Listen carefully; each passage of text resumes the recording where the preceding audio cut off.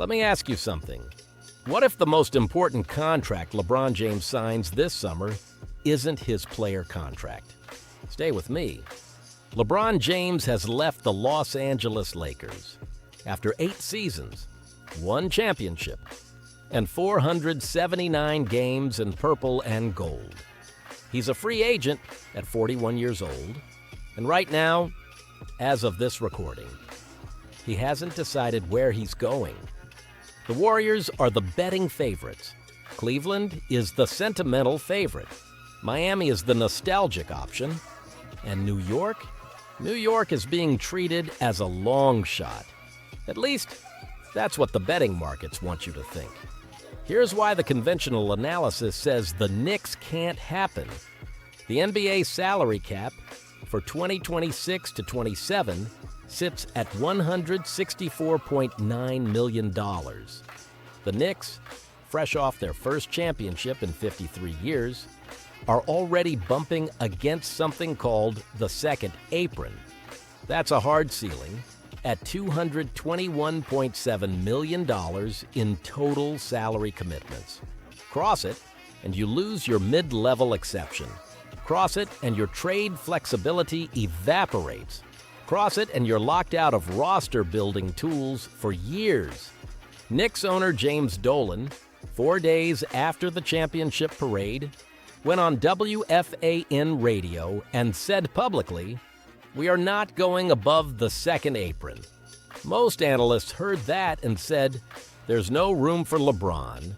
But Black Wall Street odds heard something different. We heard, there might be exactly one way this works. And it has nothing to do with a max contract. The veteran minimum for a player with LeBron's experience in 2026 to 27 is approximately $3.5 million. Against the second apron threshold, that number is essentially invisible. The Knicks can absorb it.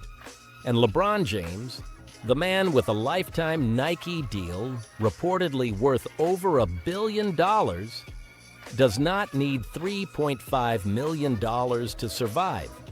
So the question isn't whether the Knicks can afford LeBron. The question is whether LeBron has built the infrastructure to make a $3.5 million player contract the least interesting part of his compensation. And the answer to that question is where this conversation gets very interesting. Let's talk about what LeBron James actually built. Not on the court. In the boardroom, Spring Hill Company, his entertainment and content production house, co-founded with Maverick Carter in 2015, valued at over $725 million, produces films, television, and branded content. LRMR Ventures, his marketing and investment vehicle, the company that manages his endorsement portfolio and makes equity investments on his behalf. Uninterrupted, his athlete media platform, built specifically around the idea that athletes should control their own narrative rather than waiting for ESPN to tell it for them. Fenway Sports Group, he owns a stake. The same group that owns the Boston Red Sox, Liverpool FC, and multiple other sports assets globally. Now, here is the number that matters for this conversation. Spring Hill, LRMR, uninterrupted. None of those companies are governed by the NBA's collective bargaining agreement. None of them are subject to salary cap rules. None of them require Rich Paul to negotiate with Leon Rose in a conference room at MSG. They are separate legal entities, doing business in the open market, on their own terms. So let's map what a LeBron James Knicks signing actually generates economically. Not the player contract, everything around it. Jersey sales. LeBron James in orange and blue would be among the highest-selling jerseys in NBA history within weeks of the announcement. The NBA and Fanatics capture the licensing revenue. But LeBron's existing Nike lifetime deal, reportedly structured with royalty participation, means he captures a portion of every unit sold regardless of which team he plays for. A New York-specific Nike campaign around a LeBron Knicks debut is a marketing event worth tens of millions. MSGS stock movement. Madison Square Garden Sports Corp., ticker symbol MSGS, would react to a LeBron signing announcement the same way it reacted to the championship. Investors who understand that LeBron's presence extends the franchise's premium valuation window will price that in immediately. LeBron James cannot be prevented from purchasing MSGS shares on the open market. He is not prohibited from being a stockholder in the company he plays for. That is investing, not compensation. Documentary and content rights. LeBron James's final season in New York City is a streaming documentary that writes itself. Spring Hill Company could negotiate independently with Netflix, Apple TV Plus, or Amazon Prime for the rights to produce that documentary. That deal is between Spring Hill and the streaming platform, not between LeBron and the Knicks. The NBA has no jurisdiction over what a player's production company sells about that player's life. Sponsorship premium.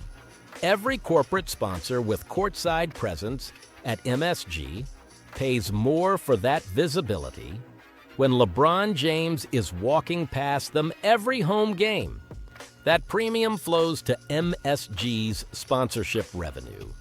But Spring Hill, as a marketing entity, could legitimately compete for and win brand partnership business from those same corporations on the open market, separately, independently, on market terms. The Madison Square Garden halo effect. MSG Entertainment, the broader company, benefits from LeBron's presence in ways that extend beyond basketball games, concerts, events, residencies. The cultural premium of the building itself rises when the greatest player alive is performing there 80-plus nights a year. That value accrues to James Dolan, but it also creates a market for Spring Hill's content, brand partnerships, and media relationships in New York that didn't exist at the same scale before. Now, I have to be straight with you, because BWO doesn't do hype. There is a line. The NBA's collective bargaining agreement has salary circumvention rules specifically designed to prevent exactly what I just described in its most aggressive form. If the Knicks or MSG gave Spring Hill a $20 million content deal as a condition of LeBron signing a veteran minimum, the league would investigate. Contracts could be voided, fines levied, draft picks lost. So the arrangement has to be genuinely arm's length. Spring Hill competing for and winning business from MSG on real market terms. That's permissible. MSG funneling money to Spring Hill as a disguised signing bonus, that is not. The distinction is real. The line is blurry, and LeBron James has lawyers who have spent 20 years living in that exact space. Here is why Black Wall Street Odds is telling you this story. Not because LeBron James needs our analysis. He doesn't.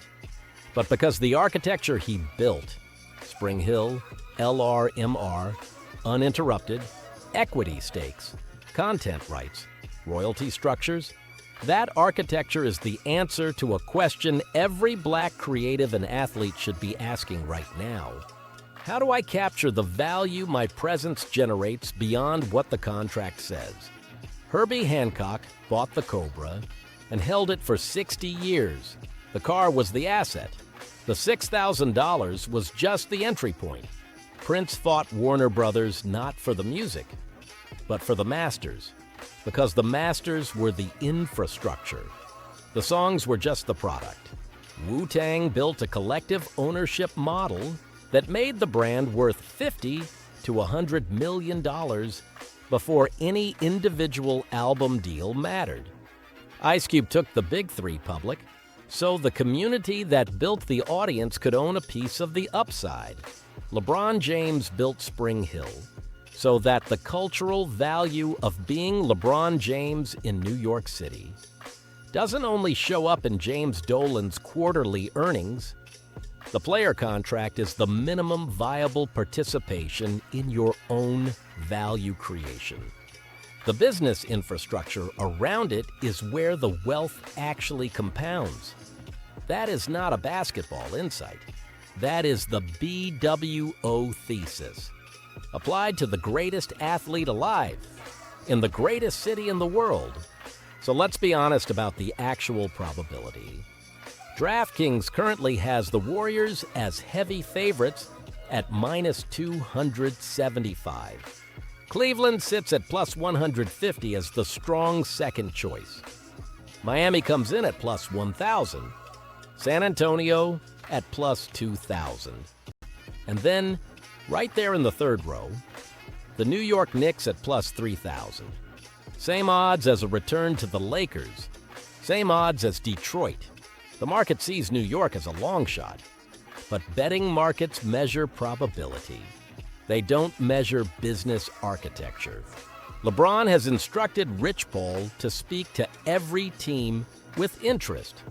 Whether the Knicks have formally entered that conversation is not yet confirmed as of this recording. The second apron constraint is real. Dolan's public statement is real. The cap math is real. But here is what is also real. A veteran minimum contract costs the Knicks approximately $3.5 million against a threshold where they have roughly $14 million in remaining flexibility. It fits. Barely, but it fits. And LeBron James, at 41 years old, choosing to finish his career in New York City as a defending champion in the most visible market on earth, is not a basketball decision. It's a business decision. And business decisions made by someone with LeBron's infrastructure look very different than they do to the analysts running cap calculations on ESPN at midnight. The question everybody is asking is, will LeBron go to New York? That's the wrong question. The right question is, has LeBron already structured the business to make New York worth it, regardless of what the player contract says? Because if he has, and I think there's a genuine argument that he has, then the veteran minimum isn't a concession. It's a strategy. It's the entry point to the most valuable ancillary position in American sports. A farewell season. Madison Square Garden, a championship roster, the global stage, and Spring Hill capturing the story that James Dolan's balance sheet can never fully own. That's not a rumor. That's not speculation. That's Black Wall Street odds reading the architecture that LeBron James spent 20 years building. You only preserve what you own. And LeBron James, more than almost any athlete alive, owns more than his contract. This is Black Wall Street odds. If LeBron signs a veteran minimum in New York, drop your take below. Is it a concession? Or is it the most sophisticated business move in the history of professional sports?